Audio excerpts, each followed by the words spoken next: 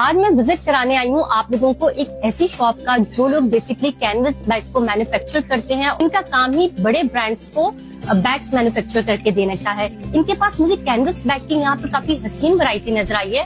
इनसे पूछते हैं और जानते हैं कि क्या प्राइसेस है। आप दिखाएंगे हमें अपनी वैरायटी? देखिए कैनवस में हमारे अपने डिजाइन है। ये सारे आपके अपने डिजाइन? बिल्कुल अपने डिजाइन है, मैन्युफैक्चरिंग अपनी है, वॉशेबल बैग्स है। ठीक है। मतलब इसके अंदर आप ये देखें, ये आर्टिकल्स हो गए, इसी तरह ये डिजाइन हो गया। ठीक है। अच्छा ये देखें कितना अच्छा लग रहा है ये वाला डिजाइन। ठीक है।